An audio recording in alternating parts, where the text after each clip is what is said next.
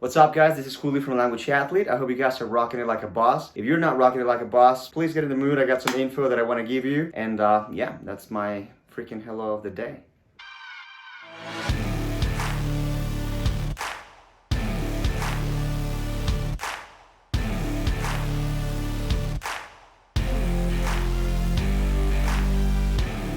Alright guys, so today is the second video of Spanish in a nutshell that is talking about the indirect object. So, if you have not watched the first and the second video of the direct and indirect object, I recommend you to go check it first because this is gonna make no sense. I mean, a lot of what I say makes no sense, but this is gonna make even less sense than that, alright?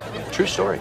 Alright, having said that guys, let's work with the indirect object too, or pretty much direct and indirect object together. So what happens? We already learned that we substitute the direct object with a pronoun. For example, yo lo visito, as in I visit him. And we can use an indirect object when we do something that affects the person indirectly. For example, yo le compro chocolates. Now, sometimes, guys, we have already mentioned both the direct object and the indirect object. For example, if I say, my brother likes chocolates, I'm mentioning both my brother and the chocolates. So if I say, I buy them for him, then I need to substitute both of them, my brother and him.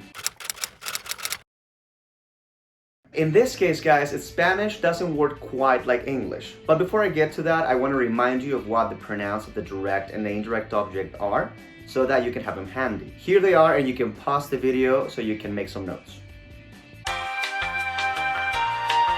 A few moments later. Alright guys, now that you have the pronouns, let's work on the structure directly, because assuming that you watched the other two videos, I know that you know the other two structures. So if I'm gonna say, for example, I buy it for you, assuming that the it is a chocolate, so it's a masculine. In English, what you do is you say, who does it, what do they do, to what, and for whom. I buy it for you. In Spanish, it doesn't go like that. In Spanish, we say, who does it, and then the indirect object, or who receives the chocolates, then the direct object, and then the verb. I know that this is not very logical, but in Spanish we don't care about logic. Fuck logic. Can I say that? Fuck logic. Basically, the technical formula would be pronoun, indirect object pronoun, direct object pronoun, and verb. And a clarifier in the end if you need it. For example, I buy it for you. In Spanish, yo te lo compro. I know this can be tricky, guys, but believe me, it's just a matter of getting used to it. Now, let's suppose that you buy chocolates for me. We all buy chocolates for each other because we're very nice. For example, you buy it for me. But now you buy something feminine. Let's suppose it's a flower. So, tú me la compras.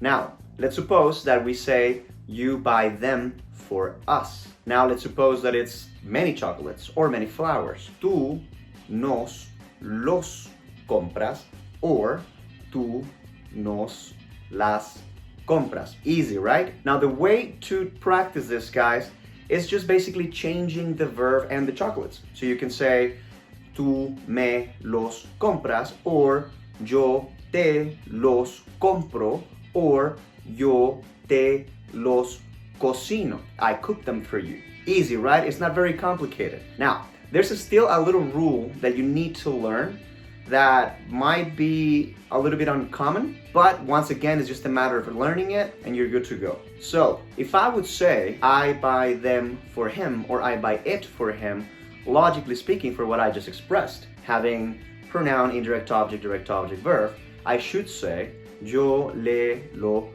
compro, and if I buy it for them, yo les lo compro. Now that is logically speaking. Nevertheless, if you notice the sound le lo or les lo, it's a little bit uncomfortable. It doesn't sound cute. And of course, Latinos, we're all about cute. Actually, Spanish speakers. So we change the pronoun. It doesn't matter if it is singular or plural for se, just so that it flows better. So whenever you say yo le lo compro, you have to say yo se lo compro. Whenever you're gonna say yo les lo compro, you have to say yo se lo compro. It continues to be se. It doesn't change to ses. Think about it like when in English you use I buy an apple. You don't say I buy a apple because it just sounds horrible. It is the same type of idea. Now remember, I'm gonna say it one more time. The formula is pronoun who buys it, or who cooks it, or who cleans it. Indirect object, who gets the benefit. So who receives the chocolates or who gets the house cleaned. The direct object, what do you buy, what do you clean? And of course, the verb. And if you would need a clarification, you will put it in the end. So for example, yo te lo compro.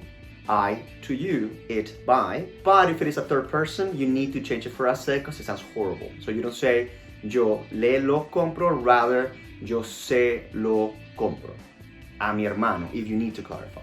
Alright guys, that would be the direct and indirect object in a nutshell. I recommend you to study it a lot. This is a subject that you really need to drill. Go to languageathlete.com and send me an email requesting a package of material that I'm gonna send you so you can study this particular subject. Other than that guys, I have nothing else to say. Don't forget to study like an athlete and have fun.